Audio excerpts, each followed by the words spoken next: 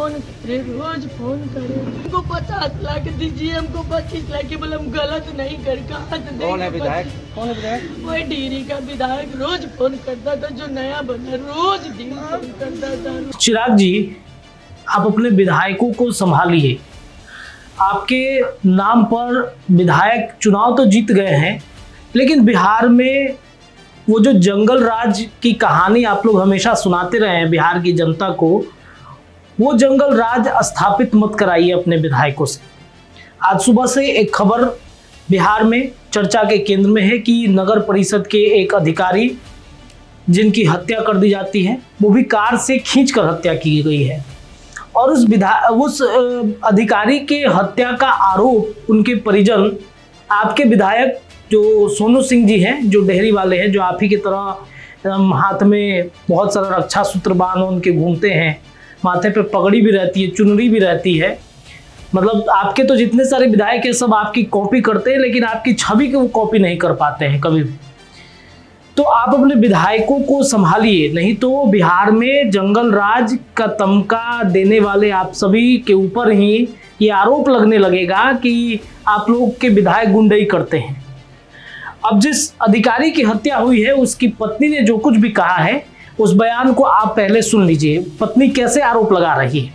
विधायक फोन करता था, रोज विधायक फोन करता था, इनको रोज तंग करता था, फोन करके विधायक पास रोज फोन करता था, रोज दिन विधायक फोन करके तंग करता था। कहे थे 29 तारीख को मिलने जाएंगे, हम बोले थे कुछ बोलिएगा, नहीं बोले नहीं बोलेंगे। रोज यहाँ आज तक कहाँ है, मिलने आइए, बोले क्या पटना में है, नहीं है डेयरी में, आएंगे 29 तारीख को तो मिलेंगे। रोज फोन कर आइए हमारे घर मिलने आइए, हमको 50 लाख दीजिए, हमको 25 लाख, बोले हम गलत नहीं कर, कहाँ से देंगे? कौन है विधायक? कौन है विधायक? वही डिहरी का विधायक रोज फोन करता था, जो नया बना रोज दिन फोन करता था, रोज हर 2 दिन पे हमको नगर पालिका में आना, क्या क्या बोलता था हमको बताते नहीं थे, जो बोलते थे तो सुनते थे। हाँ सर, हाँ सर, हाँ सर, रोज दिन फोन करता था, रोज हर 2 दिन फोन कर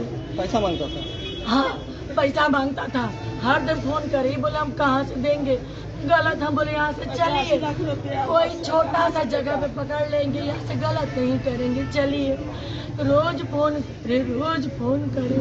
29 तारीख को मिलने गए थे उससे, क्या हुआ हम नहीं जानते, आप जाते तो हमको बताते क्या हुआ था उस बारे में। ये मिथिलेश्वर कोई ड्राइवर के साथ मिलकर जरूर ये कांड किया है, कोई ना कोई ड्राइवर के साथ मिला हुआ है, इतना दर्दनाक तरीके से मारा है। ड्राइवर हमको फोन किया, साहब को अपाची वाला मारा, स्कॉर्पियो है, स्कॉर्पियो पर उतना भारी रोक के धक्का दे दिया होगा और मार के पकड़ दिया।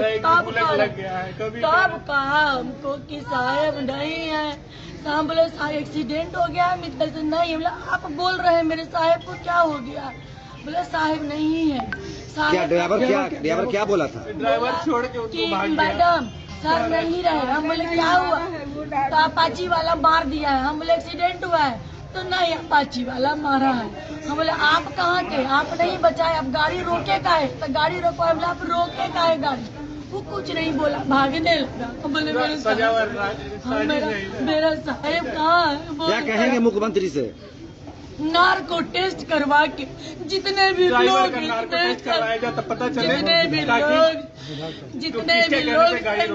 इसमें सारे लोगों को उसको जितना, जैसे मेरे साहब को मारा वैसे ही मारो, वैसे ही मारो, काट दो। ये सब ट्रेंड बना लिया है मीडिया, सब ट्रेंड बना लिया है कि पदाधिकारी सबसे कमजोर है।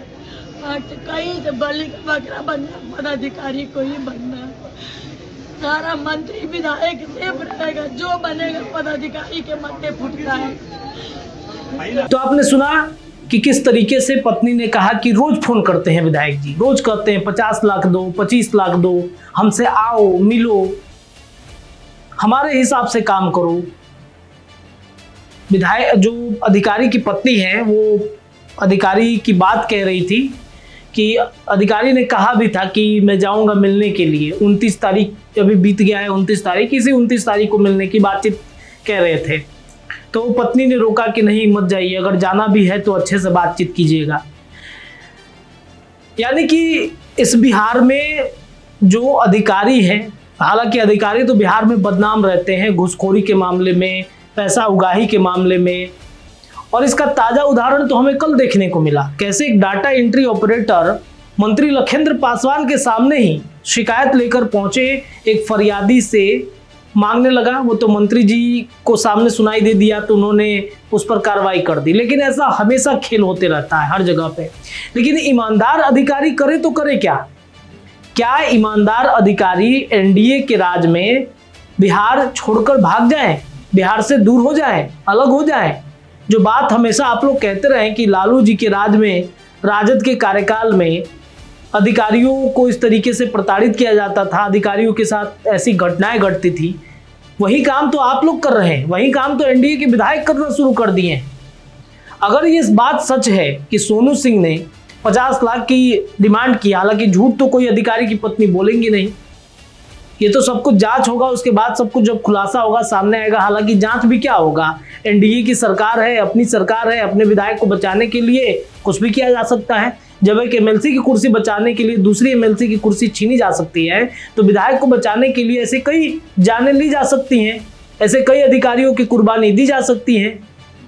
ये पहला मामला नहीं है, ये दूसरा मामला हो गया जब इस तरीके से अधिकारियों की हत्याएं कराई जा रही हैं बिहार में। मुझे तो ये समझ में नहीं आ रहा है कि सम्राट जी तक ये बात पहुंचता भी है कि नहीं पहुंचता है।